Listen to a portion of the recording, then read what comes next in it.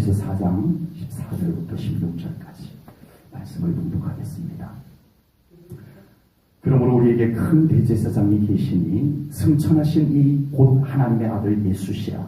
우리가 믿는 도리를 굳게 잡을지어다. 우리에게 있는 대제사장은 우리의 연약함을 동정하지 못하실 이가 아니요 모든 일에 우리와 똑같이 시험을 받으신 이로되 죄는 없으시니라. 그러므로 우리는 긍휼하심을 받고 때를 따라 돕는 은혜를 얻기 위하여 은혜의 보좌 앞에 담대히 나아갈 것이니라.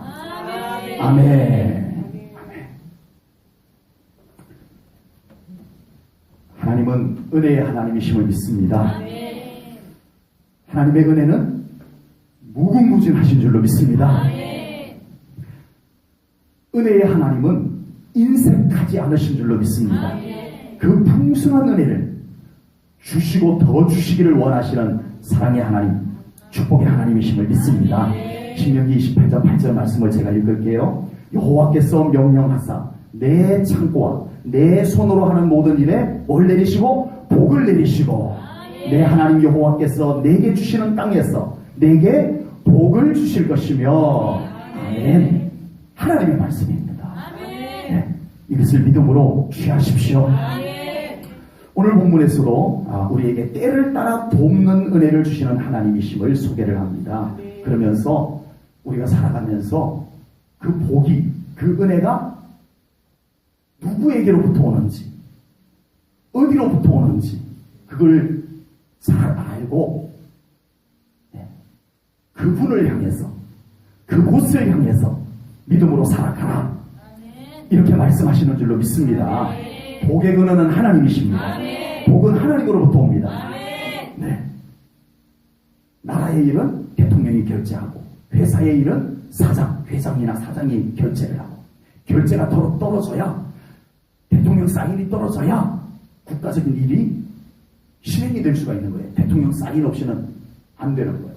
회사에 회장의 사인이 없는 상태에서 밑에 막 하면은 안 되는 거예요. 이 세상의 모든 복은 하나님의 사인이 필요한 줄로 믿습니다. 믿음의 사람에게 하나님은 그 복 주시기를 기뻐하셔서 언제든지 믿음이 준비될 때마다 그 복을 사인해 주실 줄로 믿습니다. 하나님과의 관계가 온전하기만 하면 하나님은 복 주시는 것이 어렵지 않아요. 아주 쉬우세요, 하나님은. 근데 뭐가 어렵다고요? 우리가 그 복 받을 믿음을 갖기까지가 어려운 거예요, 사실은. 믿음만 준비되십시오. 하나님이 복 주시는 것은 어렵지 않아요. 네, 어렵지 않아요.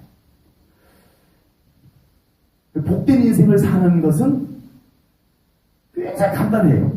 그냥 단순하게 하나님께 맡기는 거예요. 그냥 단순하게 하나님과 함께 사는 거예요. 제가 너무 쉽게 말씀드렸나요? 네. 반대로 얘기하면 실감이 나요. 우리 인생 불행하게 만드는 거 되게 쉬워요. 네. 만족 없는 인생, 네. 행복 없는 인생, 그런 인생 만들기가 엄청 쉬워요. 어떻게 하면 돼요? 하나님 없이 살면 돼요.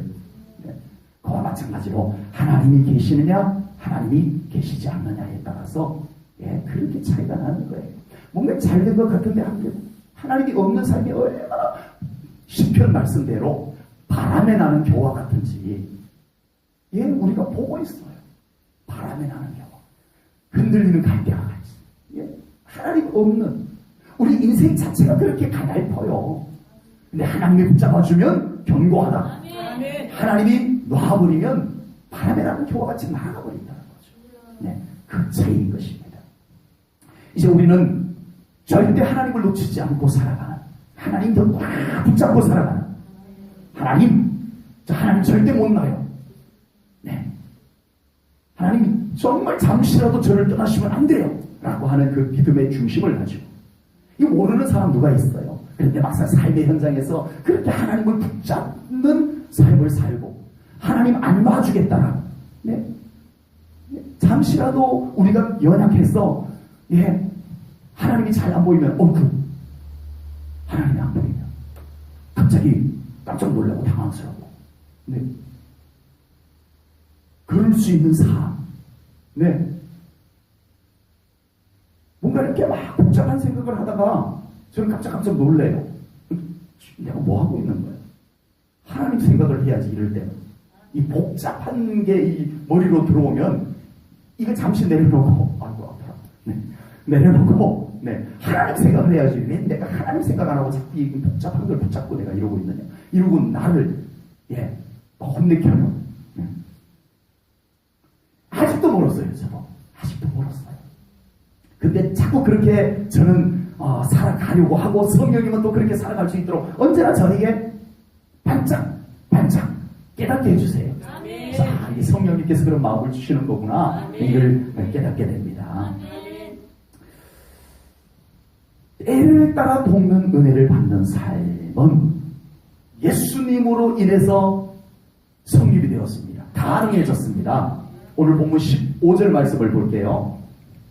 우리에게 있는 대제사장은 우리의 연약함을 동정하지 못하실 이가 아니요 모든 일에 우리와 똑같이 시험을 받으신 이로되 죄는 없으시니라. 누구 얘기예요? 누구 얘기예요? 예수님 얘기입니다. 예수님을 두고 하시는 말씀이에요. 하나님의 은혜와 복은요 결국 우리에게 어떤 우리 자체에 어떤 자격이 있는 것은 아닙니다. 우리 자체에는 자격이 없어요. 근데 예수님으로 인하여서 우리에게 그 자격이 주어진 거예요. 아멘. 예수님께서 그것을 마련해 주신 거예요. 하나님의 은혜와 복을 받을 수 있도록 예수님이 마련해 주신 거예요. 그러므로 우리는 하나님의 은혜와 복에 대해서 내가 자랑할 것도 없고 교만할 것도 없고 그저 감사할 일이 우리가 할 일인 줄로 믿습니다. 감사가 우리에게 할 일. 이 감사가 사라졌다라고 하는 것은 이미 우리들이 이 은혜가 자기 의가 되어버렸어요. 내가 자기 의가 되어버려서 이 감사가 이양이 된 거예요. 자기 자랑으로 자기를 나타내는 것으로 이 감사가 그 방향으로 가버린 겁니다. 네. 그러므로 우리는 반드시 예수님을 더 사모해야 될 줄로 믿습니다. 그분을 더 의지해야 될 줄로 믿습니다. 예수 그리스도의 이름으로 기도하고 예수 그리스도의 이름을 의지해서 힘을 얻고 살아가고 예수 그리스도의 이름으로 선포하고 그리고 살아가는 삶이 되어야 됩니다. 하나님이 그렇게 예수님을 그렇게 우리를 위해서 해주셨어요. 네, 이건 진리예요. 네, 내가 그렇게 느껴지면 되고 안 느껴지면 안 되고 이게 아니고 이건 그냥 믿을 일이에요. 이걸 이해하고 따져보고 이럴 일이 아니고 믿을 일이에요. 그냥 단순하게 믿음으로 받아들이고 저도 예수님 이름으로 살겠습니다. 예수님의 이름으로 기도하며 살겠습니다. 예수님의 이름을 의지하며 살겠습니다. 예수님의 이름을 가지고 선포하며 살겠습니다. 네, 예수님의 이름의 권세를 갖고 살겠습니다. 이걸 결단하는 거예요. 여기에 뭐 아주 복잡한 것이 있는 것이 아니에요. 네, 복잡한 것이 있는 것이 아닙니다. 오늘 본문에서는 예수님을 대제사장으로 소개를 했단 말이에요. 대제사장. 구약시대 때 대제사장은 백성들의 제사를, 죄를 짓거나 어떤 제사를 드릴 때 이 제사장이 그들의 백성들의 제사를 대신해서 하나님께 올려드립니다. 백성들이 직접 하나님께 제사를 못 드렸어요. 구약시대 때는. 네. 그런데 이 대제사장이 그런 일을 함에도 불구하고 자기도 자기 자신을 위해서 또 제사를 해야 돼요. 자, 왜? 대제사장마저도 완전한 존재가 아니니까. 인간이니까. 그래서 자기도 자기 죄를 위해서 제사를 하고 그리고 다른 백성들의 제사를 대신 또 집례해주고 이렇게 되어야 됐습니다. 완전하지 않았다는 거예요. 대제사장도 한계가 있었다는 겁니다. 그러나 우리의 완전한 대제사장이신 예수님은 그렇지 않다는 거예요. 단번에 십자가에 피 흘리심으로써 우리의 죄를 단번에 속죄하신 줄로 믿습니다. 그리고 하나님의 자녀가 되게 하신 줄로 믿습니다. 그 하나님의 자녀의 모든 특권과 권세를 우리에게 누리게 해주신 줄로 믿습니다. 완전하신 예수님, 완전한 중보자, 완전한 속죄 주, 속죄 양이 되셨죠. 그래서 속죄 주가 되셨습니다. 뿐만 아니라 예수님은요 그냥 통로만 열어놓고 이제 내가 십자가에 죽고 다시 부활하심으로써 하나님께로 나갈 수 있는 길을 내가 만들어놨으니까 이제 알았어 하나님께 나가라 이러지 않으시고 예수님께서는 오늘 성경 말씀에 뭐라고 말씀하시죠? 네, 신이 우리를 이해하시네요. 네, 우리를 동정하신다. 예, 우리의 어려움을 아시고 이해하시고 느끼시고 그리고 우리를 도우시는 예수님. 예, 그 예수님 오늘 성경이 말씀을 하고 있다는 사실입니다. 예수님은 친히 인간이 되셔서 인간의 모든 연약함을 친히 경험하시고 인간의 모든 아픔, 슬픔, 외로움, 문제, 죄가 들어온 곳에서 사는 인간들이 얼마나 정말 어려운지 나약한지 이걸 예수님께서 다 경험하시고 그리고 그 모든 것을 짊어지시고 십자가에 달려 돌아가시고 부활하심으로써 이제 예수 그리스도를 통해서 우리에게 참 승리를 안겨주신 줄로 믿습니다. 우리를 동정하실 뿐만 아니라 우리를 친히 도우시는 예수님이심을 믿습니다. 우리에게 고통의 문제, 궁핍의 문제, 연약함의 문제들을 가지고 예수님을 찾아와야 될 줄로 믿습니다. 예수님을 찾으셔야 합니다. 예수님을 찾아야 될 이유가 충분히 있습니다.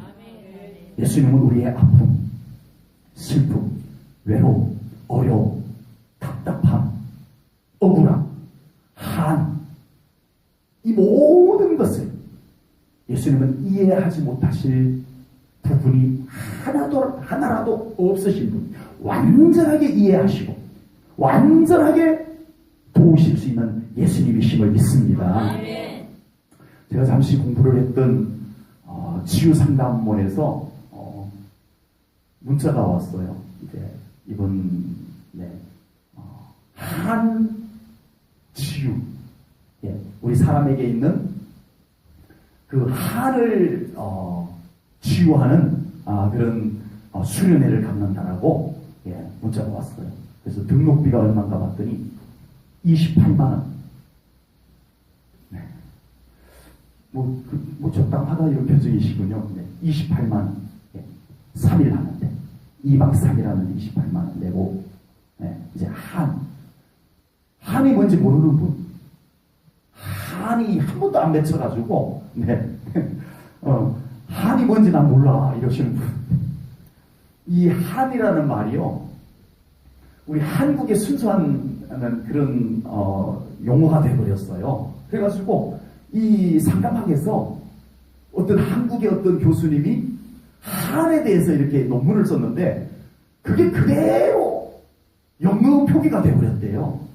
그래서 이게 다 모든 세계 곳곳 사람들마다 그게 있는데 그걸 아주 적절하게 한이라고 하는 그런 표현으로 사용하지 않고 그냥 두루뭉실 다른 어떤 마음의 상처들과 이렇게 묶어가지고 이해를 하고 있었나 봐요. 근데 우리 한국에서는 그걸 따로 끄집어내가지고 한에 대해서만.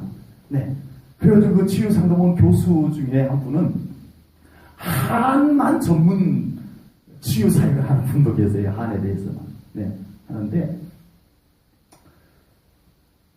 28만 원이 아니라 280만 원이라도 주고 우리 안에 있는 한이 다 빠져나가고 다 깨끗해질 수만 있다면 그 돈이 그렇게 많이 아깝겠습니까? 그런데 정말 우리 안에 있는 그 억울한 원통한 한이 그렇게 해서 프로그램에 의해서 그렇게 쉽게 빠져나가고 사라져버리고 씻어지고 그렇게 되지 않더라는 거예요. 그래서 그 한치유 수련회에 매년 오는 사람이 있어요. 매년마다 거기로 와요. 28만 원씩 주고 와가지고 이제 조금 좋아진 것 같으면 또 가서 한 맺혀가고 다시 오고 그러다가 또 조금 나아지면 가가지고 남들이 그냥 말한 걸 갖고 그냥 자기 스스로 막 찔러가지고 또 한이 맺혀가지고 또 치유하러 왔어요. 그러고 이렇게 되더라는 겁니다. 우리를 위해서 죽기까지 하신 예수님 앞으로 나오시기를 축복합니다. 우리의 깊숙한 상처와 마음까지 이해하시고 만져주시는 우리 예수님께 우리를 맡겨드릴 수 있기를 축복합니다. 어떻게 해요? 정말 우리를 위해서 십자가에 달려 죽으신 그 예수님 앞에 서야 합니다. 그 예수님 앞에 서서 기도해야 합니다. 그 예수님의 손이 닿을 곳까지 다가오셔야 해요. 그 예수님의 손길이 우리를 어루만져 줄 수 있을 만큼 다가오면 뒤로 빠지고 다가오면 뒤로 빠지고 이런 신앙생활을 갖고는 안 된다는 겁니다. 주님 앞에 와랑 안겨서 나에 있는 모든 것을 토해낼 수 있는 그 영적 경험이 우리의 모든 상처를 치유해 주실 줄로 믿습니다. 그냥 지나가면서 예수님을 보는 것 말고 그냥 변두리에서 예수님 구경하는 만남 말고 상개오가 예수님 오늘 꼭 만나야 돼.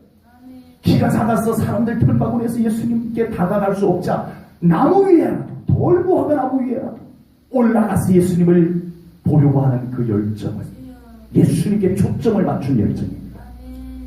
그 열정을 가지고 예수님 만나야 됩니다. 상개오 얼마나 많은 상처를 안고 살았겠어요. 그때 세리장이라고 그러면 이거는 완전히 매국노.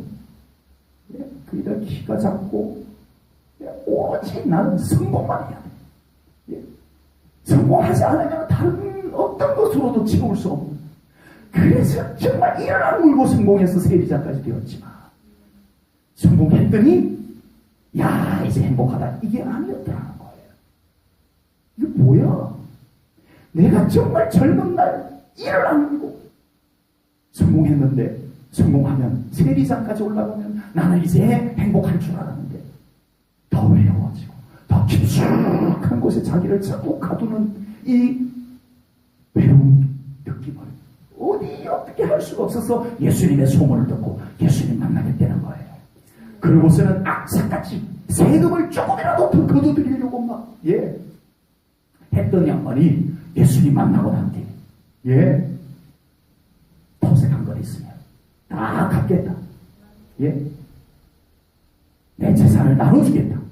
그리고 예수님을 자유함으로 따라가게 됩니다. 이 치유가 예수님 안에 있을 줄로 믿습니다.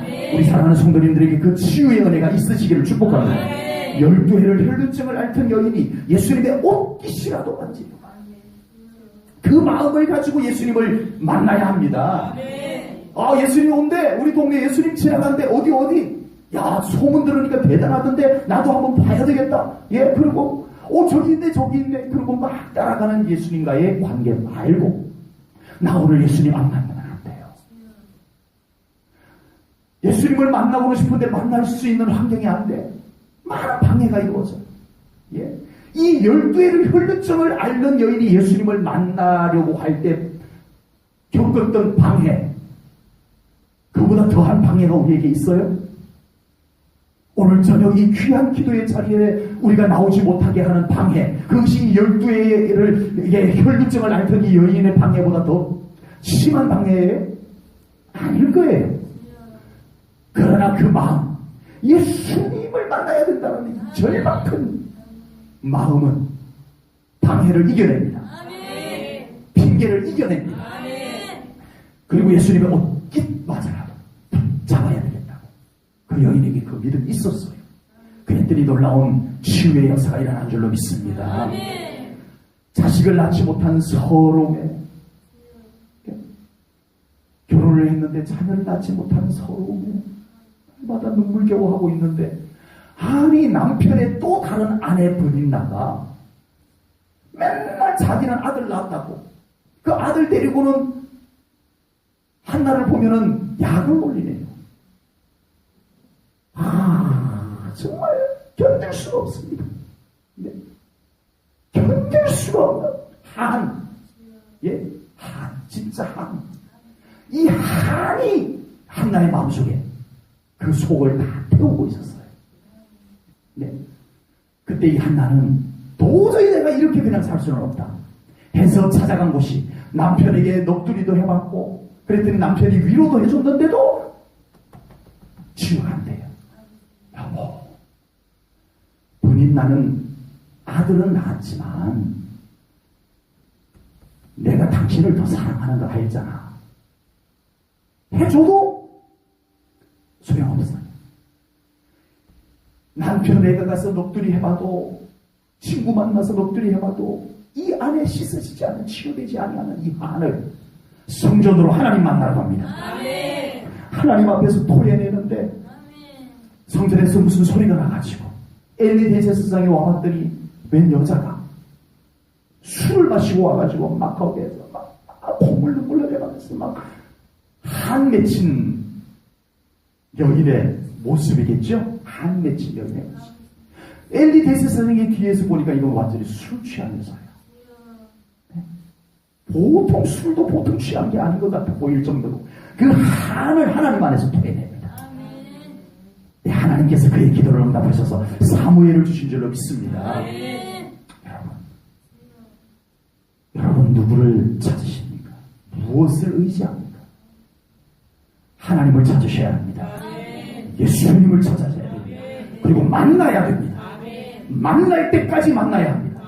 만나질 때까지 주님을 찾고 우리 앞에 있는 방해를 이겨내고 핑계거리들 다 때려 부수고 그리고 하나님 앞에 그리고 예수님 앞에 나와야 합니다. 그 많은 방해와 그 핑계들이 우리를 가로막고 있습니다. 근데 우리는 다 거기에 속아는 것 같아요. 삭개오도 예수님 안 만나고 집으로 돌아가고 12 혈루증을 앓던 여인도 돌아가고 한나도 에이 대제사장이 성전에서 나가라고 그러네. 그러고 나가버리고 이랬다면 그들에게 무슨 일이 있겠냐고.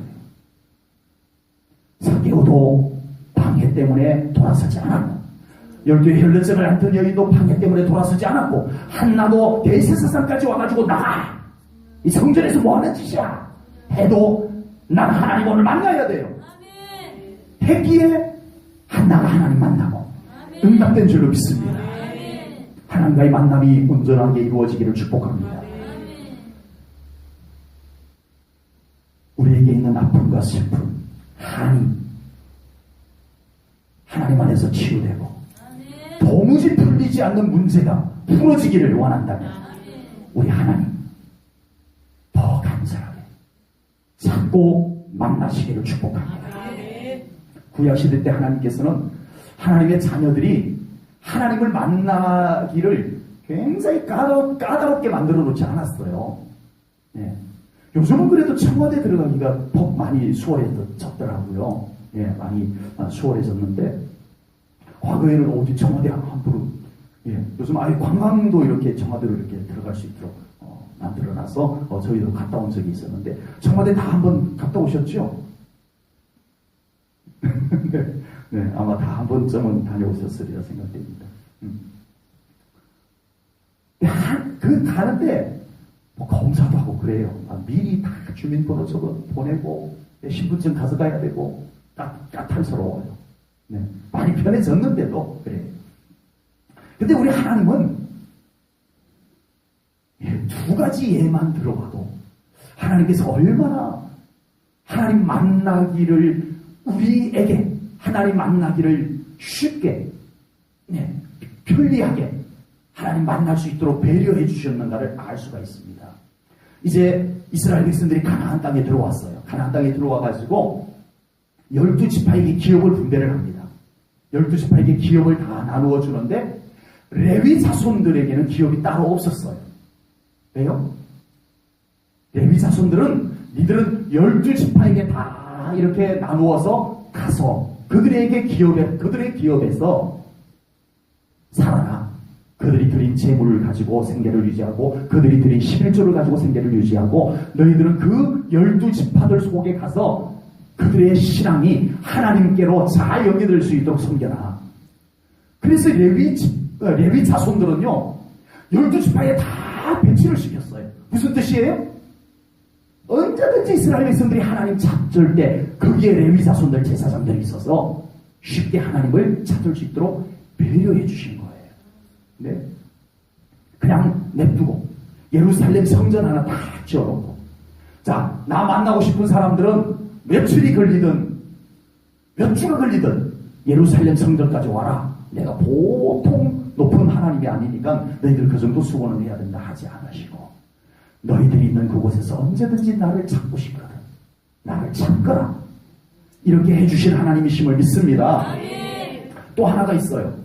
이제 가나안 땅에 들어왔어요. 그래서 저쪽 요단 동편 땅에도 두 지파 반, 두 지파 반이 요단 건너기 전에 기업을 분배를 받았고, 요단 건너서 가나안 땅 약속의 땅에도 이제 9지파 반이 기업을 분배를 받았어요. 그런데 하나님께서 거기에다 뭐를 정하셨냐 하면은 도피성을 정했어요. 도피성을 정했는데, 니들 요단 안 건넌 애들은 일 필요 없어 하지 않으시고, 요단을 건너지 않은 그 요단 동편에도 세 곳을 도피성을 마련해 줍니다. 그것도 언제든지 도피성까지 가려면 한참을 가야 되도록 하지 않으시고, 곳곳에 아주 도피성까지 오기 쉽도록 길도 잘 만들어둬라, 이렇게 했어요. 그리고 이 가나안 땅 안에도 세 곳을 도피성을 만들어 둡니다. 그래서 이 백성들이 언제든지 하나님을 필요로 할 때 빨리 찾아올 수 있도록 하나님께서 이렇게 배려해 주셨어요. 하나님은 우리를 기다리고 계세요. 아멘. 언제든지 하나님을 찾고 싶을 때 찾을 수 있도록 하나님은 기다리고 계시는 줄로 믿습니다. 아멘. 하나님의 마음을 헤아리시기를 축복합니다. 아멘. 그리고 하나님께서 결국은 독생자 아들 예수를 이 땅에 보내서 저 죄악 가운데 살아가는 인생들을 네가 직접 경험하고 그들의 죄를 담당하고 십자가에 죽어 그들의 죄를 속량하고 나의 자녀로 회복하여 다오 하고 예수님을, 독생자 아들 예수를 이 땅에 보내시기까지 하신 하나님이심을 믿습니다. 아멘. 와라, 도피성으로 와라. 내가 도피성 이렇게 마련해놨으니까 언제든지 하나님의 도움이 필요하면 이쪽으로 와라 하셨던 하나님께서 어떻게까지 했어요? 안 되겠다. 오라고 하니까 또 잘 안 와요.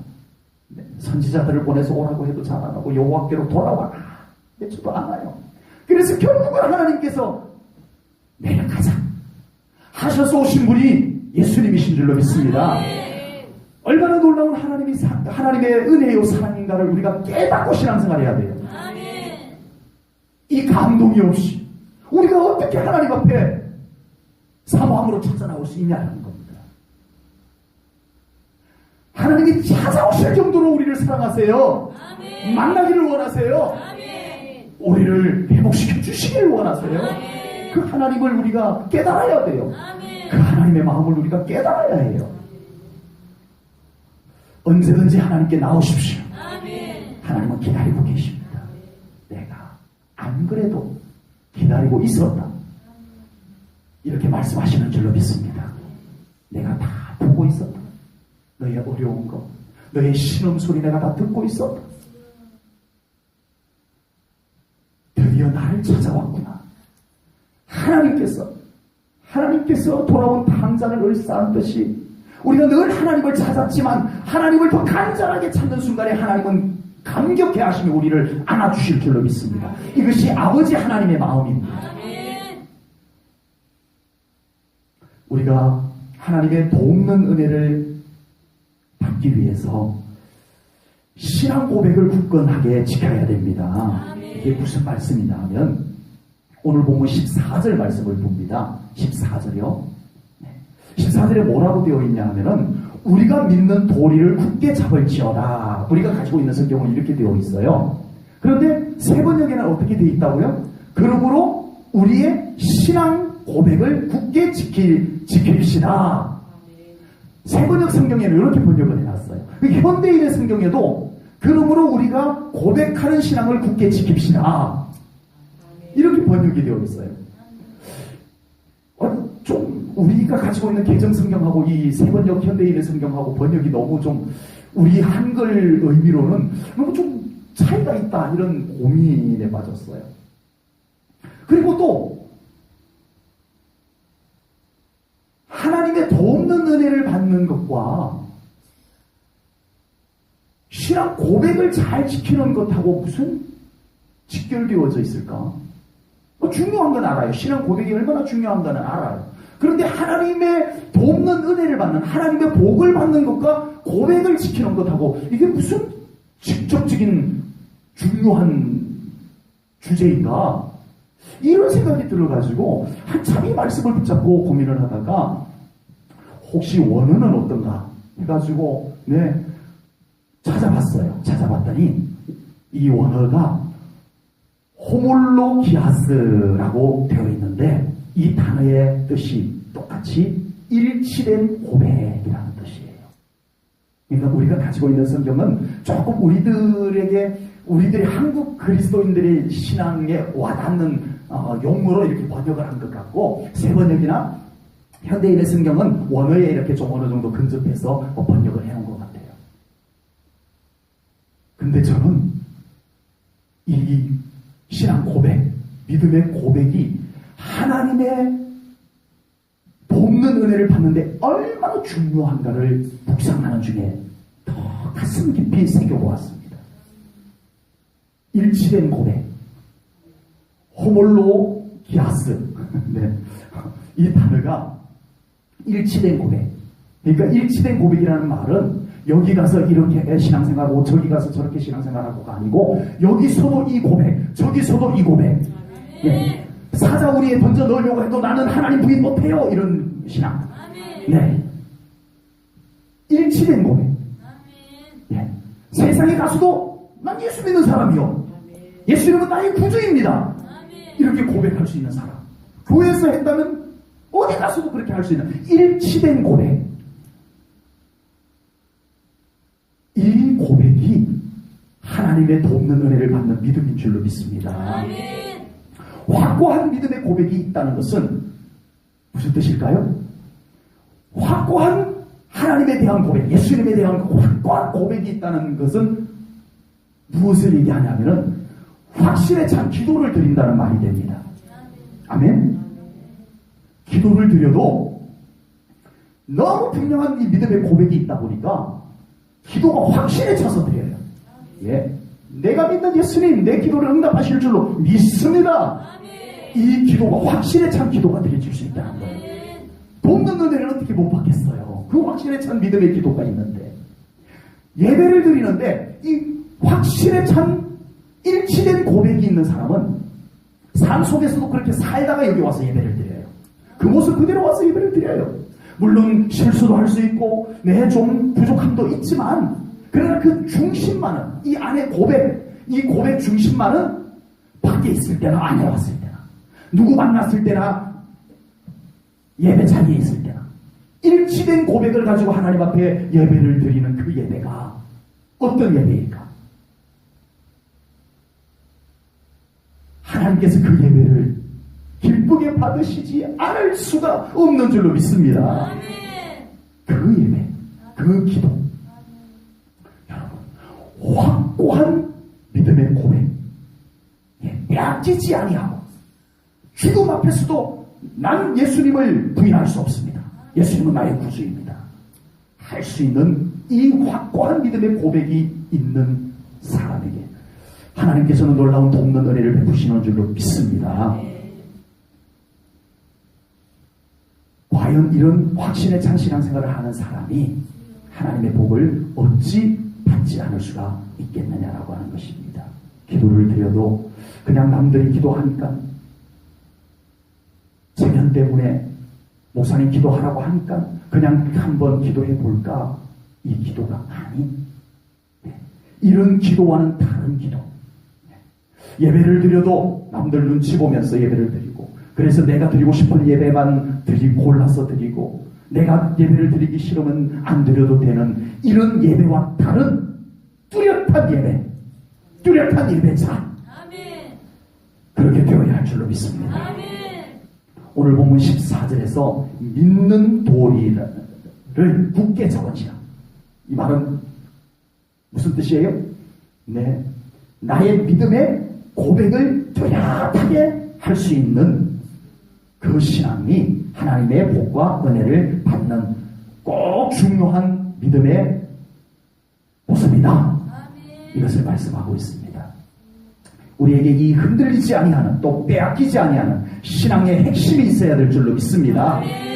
우리 믿음의 성도들처럼 우리가 이 믿음을 어떤 상황에서도 빼앗기지 아니하는, 네, 정말 죽음 앞에서조차도 우리에게 뭐 죽을 일이 생기지는 않겠지만, 예, 당신 계속 예수 믿으면 나 죽여버릴까 이런 일에는 뭐 안 생기겠지만 그런 믿음을 갖고 있어야 된다는 거예요.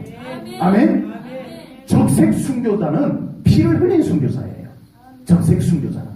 그런데 녹색 순교자는 피는 안 흘리지만 우리 안에 순교의 믿음은 있는 거예요. 순교자의 믿음은 있는 거예요. 우리가 그 순교자의 믿음을 가지고는 있어야 됩니다. 예, 뭐 죽을 일이, 예수님 믿기 때문에 죽을 일이 생기지는 않겠지만, 네, 우리에게 그 믿음은 있어야 되지 않겠느냐라고 하는 겁니다. 하나님께서 자비의 하나님이신데, 사랑의 하나님이신데, 뭐 이런 확고한 믿음 있든 말든 그냥 좀 막 퍼주면 얼마나 좋겠어요. 그죠? 예. 하나님은 자비의 하나님이신데, 예, 가볍게 이런 믿음에 말씀하지 말고 그냥 대충 교회 나와도 그냥 막, 예, 돕는 은혜를 막 퍼주시면 얼마나 좋겠어요. 그런데 하나님께서 왜 이렇게, 네, 이 믿음을 우리들에게 강조하고 요구하실까? 이 확고한 믿음의 고백이 없는 사람이 하나님의 복과 은혜를 받으면 변질이 되기 때문에 그렇습니다. 변질이 되기 때문에 그렇습니다.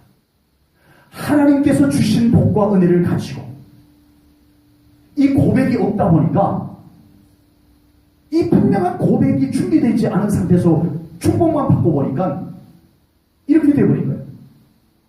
내가 했어. 이건 내가 잘해서 된 거야. 내 의가 나타나버려요. 내 자랑이 나타나버려요. 이게 확고한 하나님에 대한, 하나님의 주인이십니다. 예수님께서 주인이십니다. 하나님이 하셨습니다. 주님의 은혜입니다. 이 고백이 없는 상태에서 복과 은혜를 받으면 거의 대부분 이렇게 변질이 됩니다. 하나님이 그걸 아시고 이것을 말씀하고 계시는 줄로 믿습니다. 그리고 하나님께서 주신 복과 은혜가 이 불뚜렷한 고백이 없는 상태에서 받게 되면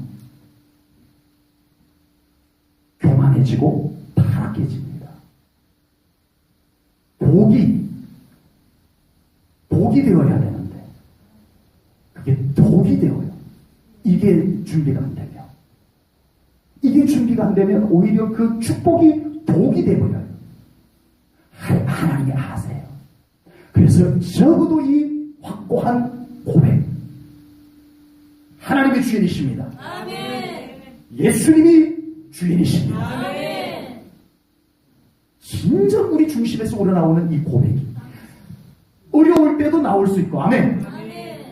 충분한 축복을 받았을 때도 여전히 그 고백이 나의 진정한 고백으로 나올 수 있는 믿음 되어야 할 줄로 믿습니다. 그렇게 되기를 축복합니다. 이제 우리 성도님들은 이 확고한 믿음을 소유하시기를 축복합니다. 이 고백이 어디에서든 하나님이십니다. 예수님이십니다. 그 고백을 할 수 있다.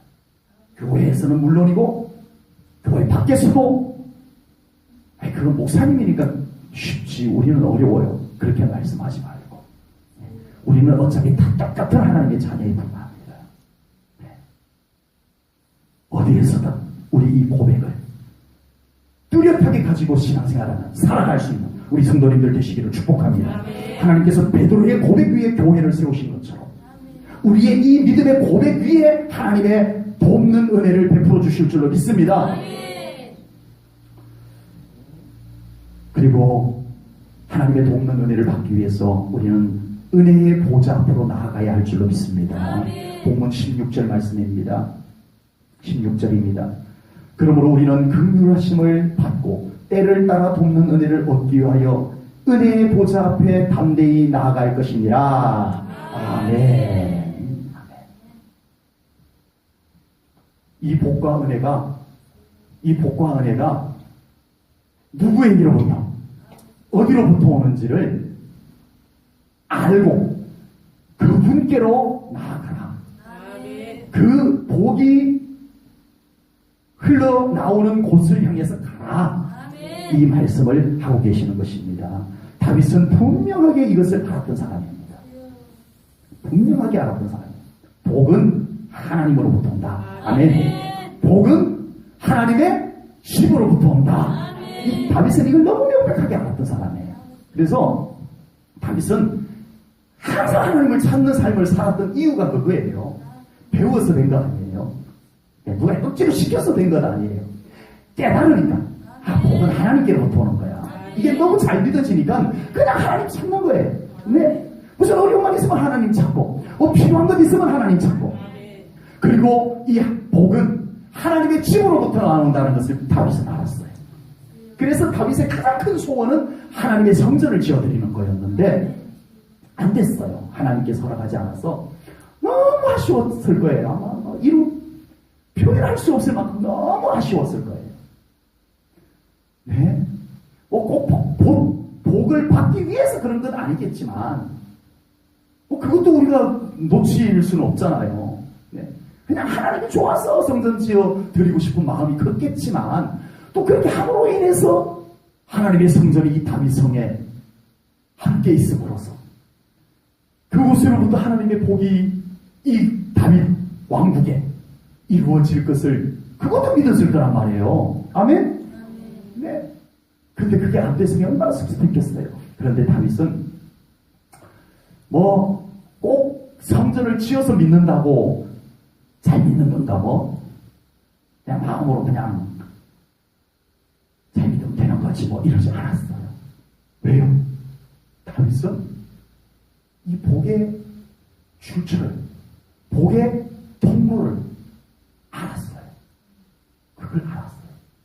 이걸 모르면 우리는 하나님의 임재가 어디에서 오는지, 이 예배가, 이 기도가 얼마나 우리의 신앙생활의 소중한 통로인지, 처소인지 잘 모르고 신앙생활해요. 네? 거의 잘 모르고 신앙생활합니다. 그래서 오늘날 그리스도인들이 교회를 소중히 여길 줄 모르는 현상들도 그렇게 나타나고요. 예배를 소중히 여길 줄 모르는 현상들도 그렇게 나타나고요. 하나님의 놀라운 영광과 하나님의 놀라운 축복이 어디로부터 옵니까? 하나님께로부터 옵니다. 아멘. 그리고 그 통로가 어디입니까? 교회입니다. 아멘. 예배입니다. 아멘. 기도의 자리입니다. 아멘. 다윗은 이걸 알았어요. 아멘. 그러니 하나님께서 하지 말라고 하니까 아무래도 그 성전 건축하려면 또 몇 년 고생 해야 되는데 잘 됐네. 꼭 성전 의연하게 지어 놓는다고 잘 믿는 건 아니니까 형편되는 대로 마음으로 잘 믿으면 되지 다윗은 그렇지 않았어요. 왜요? 얼마든지 그렇게 핑계를 대고 그렇게 자기를 위로할 수 있었지만 하지 않았어요. 왜요? 하나님의 복이 어떻게 흘러오는지를 알았기 때문입니다. 그래서 다윗은 하나님이 하지 말라고 한 것은 안 해요. 그 대신 그의 믿음의 열망이 천막을 짓습니다. 다윗이 궁궐 안에 천막을 짓고 거기에 하나님의 언약궤를 모셔옵니다. 이 언약궤를 이렇게 왕이라고 함부로 옮겨오면 안 돼요. 근데 하나님이 용납해 주셨어요. 하나님이 왜 이랬다 저랬다 하시는지 모르겠어요.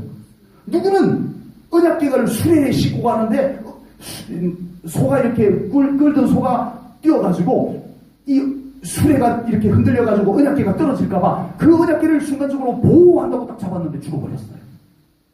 그런데 왕이라고 언약궤를 막 함부로 그냥 그 율법의 기준에 놓고 보면 함부로 막 옮기는데 하나님은 누구는 봐주고 누구는 안 봐주고 누구는 그 자리에서 죽게 하고 그 언약궤를 들여다봤다가 많은 사람들이 죽는 일도 생겼어요. 그런데 다윗은 왜 봐줘? 하나님 완전 편애하시네. 다윗의 중심을 보신 줄로 믿습니다. 아멘.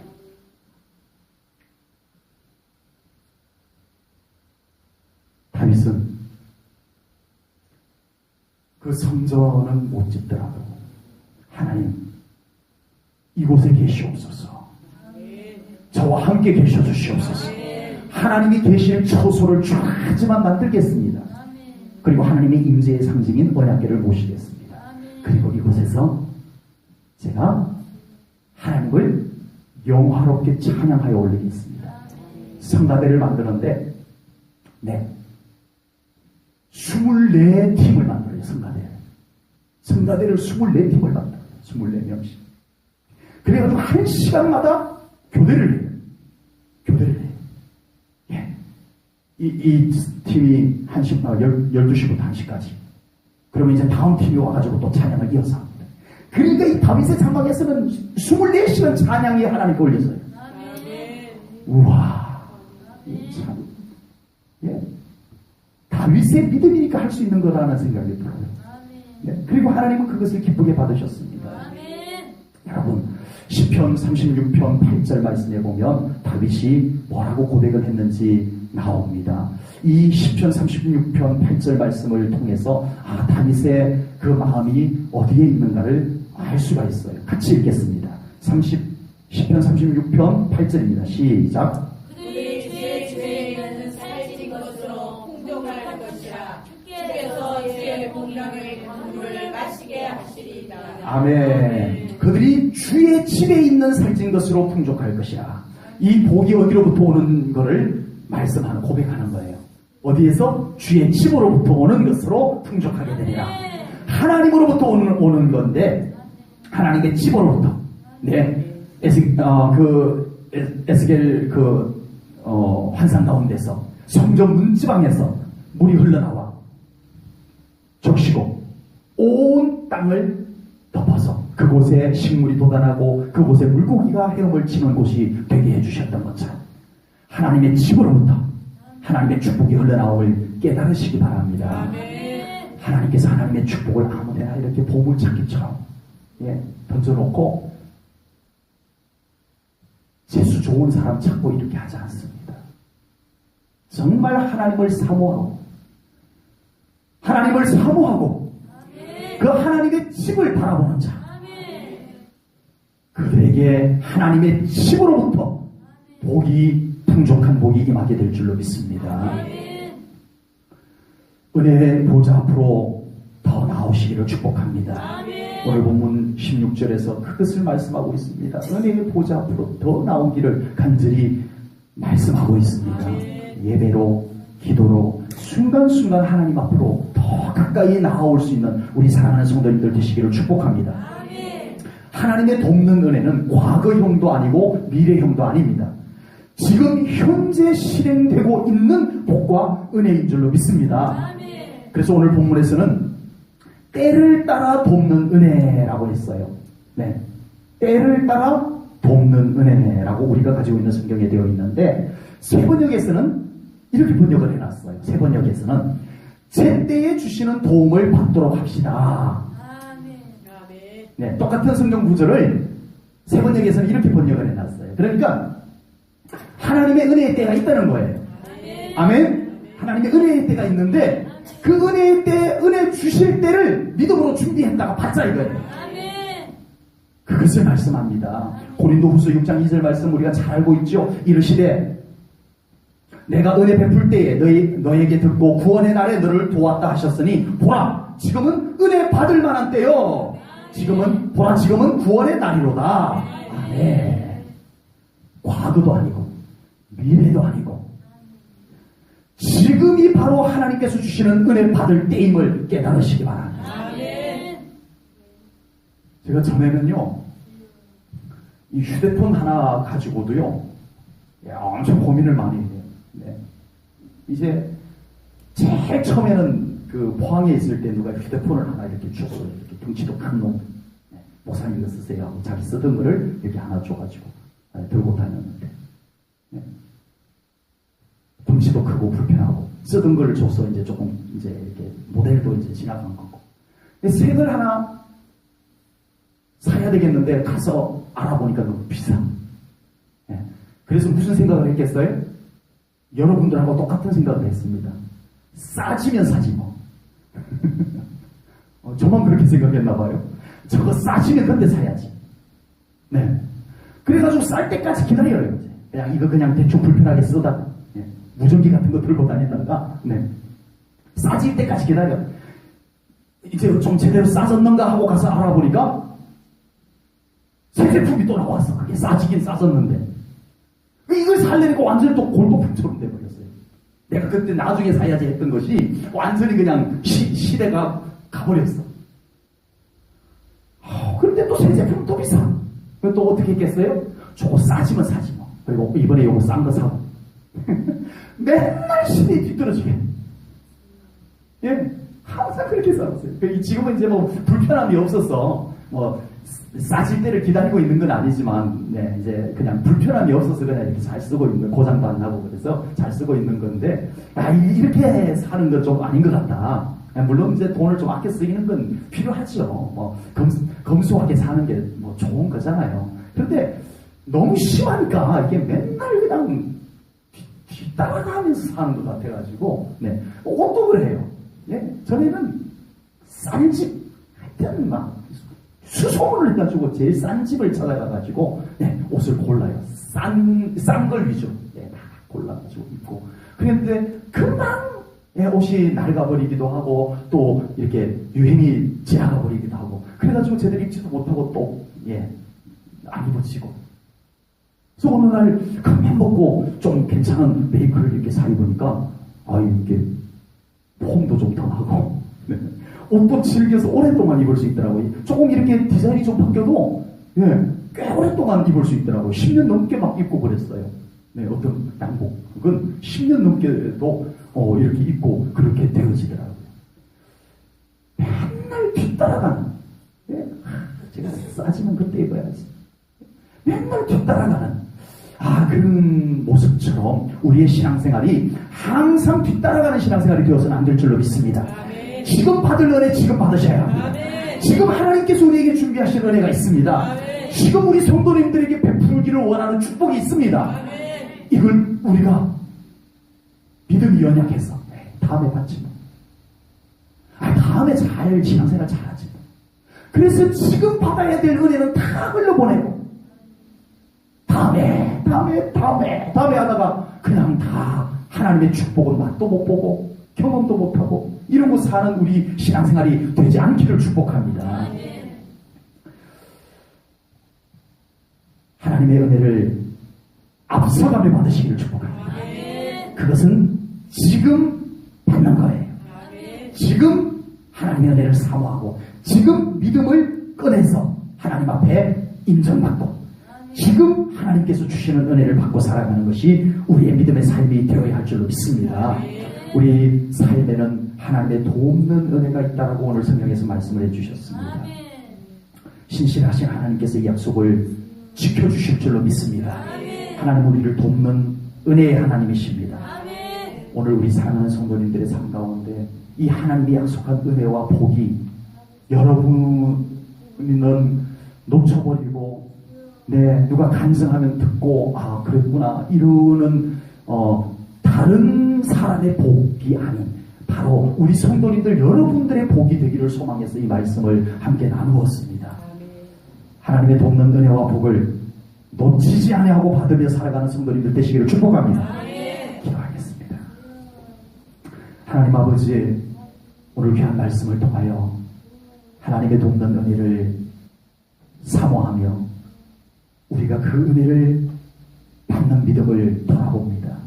하나님, 우리 하나님을 더 바라보게 하시고 우리 하나님을 더 간절히 찾게 하시고 우리 하나님과 함께 동행하며 사는 저희들의 믿음의 삶이 되게 하여 주시옵소서. 주님 사랑합니다. 연약한 우리를 붙잡으시옵소서. 하나님의 능력의 손으로 붙잡으시옵소서. 오늘 저녁 이 기도의 자리에 하나님의 돕는 은혜가 이루어 주시옵소서. 육신 가운데 이루시옵소서. 우리의 삶에 풀리지 않는 문제 가운데 이루시옵소서. 하나님께서 능력 가운데 하실 것을 믿습니다. 모든 영광 하나님께 올려드리오며 예수님 이름 받들어 기도하옵나이다. 아멘.